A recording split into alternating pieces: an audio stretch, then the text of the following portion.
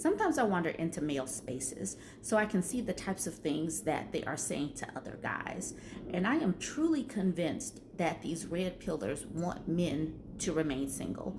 They are going to help the male loneliness crisis, the male loneliness epidemic, become a real pandemic because of the way that they talk about women and some of the things that they say.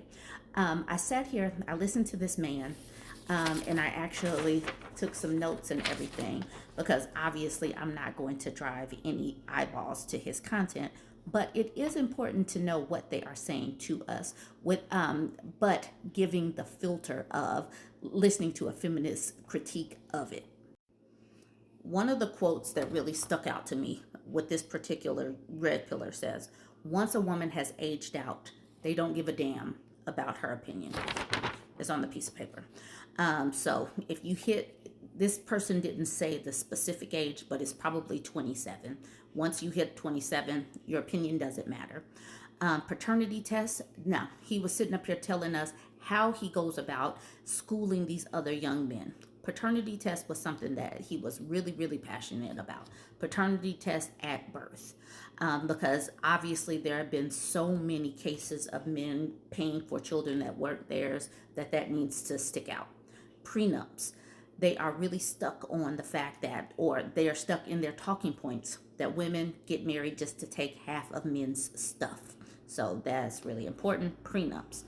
Now, distinguishing hoes from housewives. That stuck out to me and how they go about it. I'm not exactly sure of all the different ways to discern it. This man didn't go into a lot of particulars, but a couple of things. Being raised by a bunch of women, red flags. Because obviously this particular woman could compel her daddy to stay. So that's a red flag. So by the same token, no daddy in her life is a red flag, because obviously by the same token, if she's being raised by a bunch of women, that means that no men stayed. Red flag. So by the flip side, it is a green flag if the daddy did stay. Now, this one kind of was a little bit confusing. If a woman is argumentative, she's probably promiscuous. That's what they said in this video. And this person is obviously not conducive for a relationship. A woman that was in the video with them was trying to get clarity, like, okay, because I'm argumentative, I'm probably promiscuous.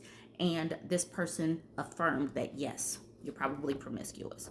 So these are just a few of the things that I got out of listening to this Red Pillars information on how they are not just out here to hate on women. They're here to school men on how to look out for these things. Now, if you go online and you just look up the things that the red pillars talk about, they talk about gender roles. Many of them are quite anti-feminist. They talk about dating dynamics. They talk about self-improvement, like get into the gym. The gym takes the place of a lot of things like mental health and therapy and all of that. So the whole self-improvement thing.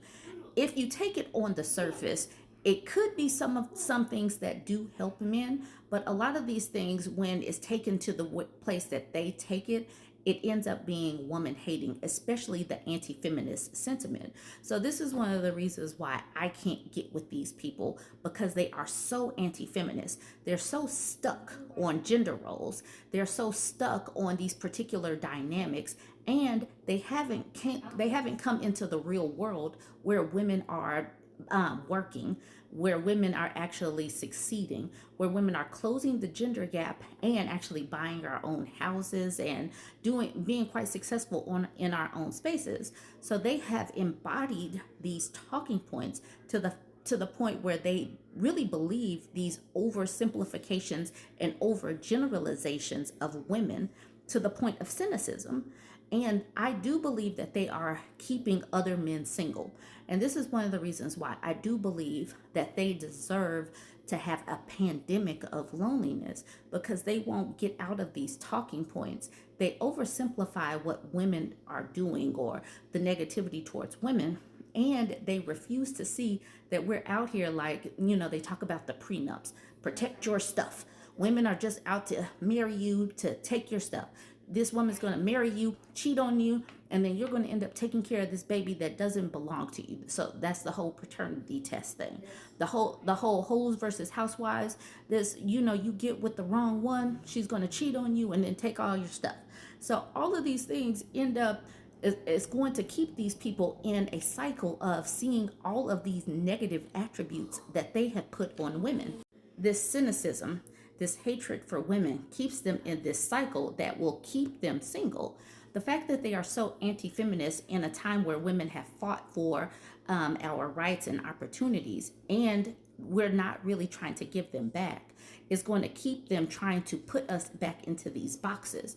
So that's one of the reasons why I believe that these red pillars, the Theo Bros, and MAGA, they're all pretty much the same, just a slightly different talking point or delivery, because they all want us to go back into these boxes where women were underfoot of men, and they could truly treat us like a wife appliance. So, like when I was talking about that man saying, once you've aged out, we don't care about your opinion, because they want to keep us. I mean, I don't know how that's even possible, but they want to be able to discard us. They don't treat us like true humans. And the feminists in us is like, we're compelled to create our own destiny, our own road. So it jacks up their whole talking points, where we are literally a wife appliance, incubator, band-maid. They have us in a particular role.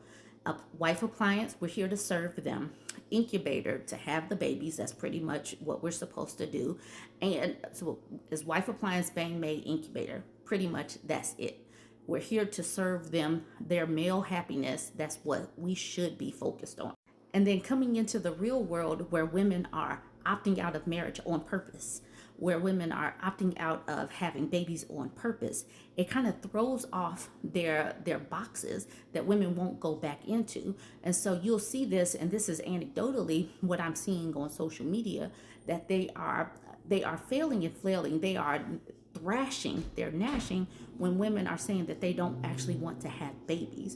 Because when women don't want to have babies, when women don't actually want to get married, that means that they have less control over women. And ultimately, I believe that that is what they are all looking for, to be able to control women. And that goes for the Theo roles, that goes for MAGA. It's all about control. So that's the reason why I do believe that the politics of right now, it makes sense that so many younger men are going MAGA, that are going red pill and all of that, because all of them want to go back to a time where women knew our places, and that was to be controlled by men, being in the home, being the servant, being the caretaker of men. And as women are opting out, we're getting rid of those gender roles, and they are truly, all of them, the Theo Bros, the red pillars, and MAGA, are about rigid gender roles.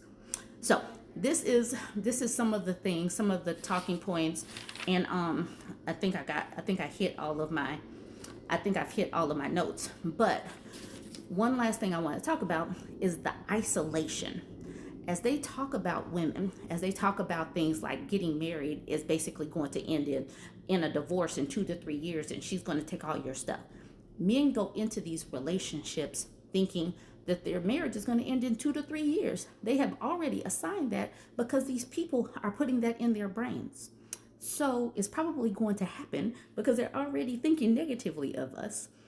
Even if women are working and pouring into our households and taking care of our own bills and taking care of our children, they still keep coming back to the negativity about women. They will not come into the actual real life, the reality of what women are doing these days. Anyways, that's all of the notes that I took. They will have like 40-minute lives and only have a few good talking points that I actually need to hit. So I have basically told y'all what they are talking about these days. Let me know what you think. Join the conversation. Don't forget to like, comment, and share.